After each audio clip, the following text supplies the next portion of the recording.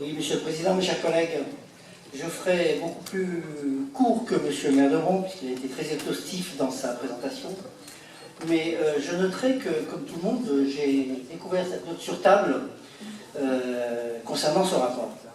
Et j'interviens pour vous exprimer la satisfaction de constater que les éléments que j'ai énoncés en commission ont bien été pris en compte et que la réalité de la situation concernant l'association UNIEST a donc été rétablie.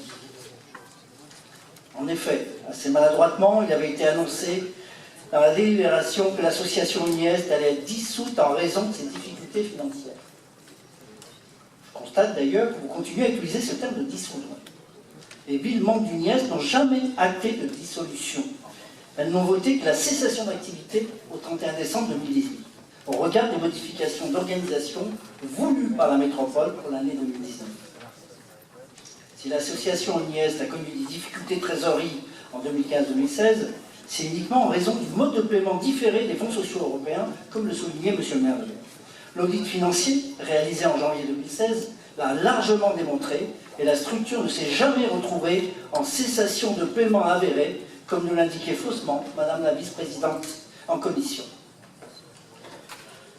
Les villes membres d'UNIEST s'inscrivent pleinement dans le redéploiement des politiques d'insertion vers le GIP, nouvelle structure métropolitaine. Elles restent engagées dans ce projet porté par la métropole, mais tout en restant attachées à un service de proximité en faveur des publics les plus éloignés de l'emploi.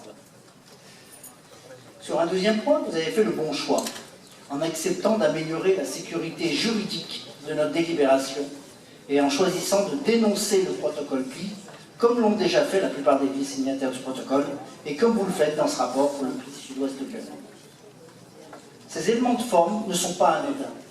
La métropole devra apporter un accompagnement aux structures qui doivent subir les conséquences de cette dénonciation, car derrière cette organisation que nous sommes amenés à construire, ce sont des hommes et des femmes en grande difficulté, qui ne demandent qu'à retrouver leur dignité pour peu qu'ils puissent retrouver un emploi. C'est cet engagement qui nous tient à cœur, pour lequel je suis souvent intervenu sur ce dossier. Je vous remercie de votre attention.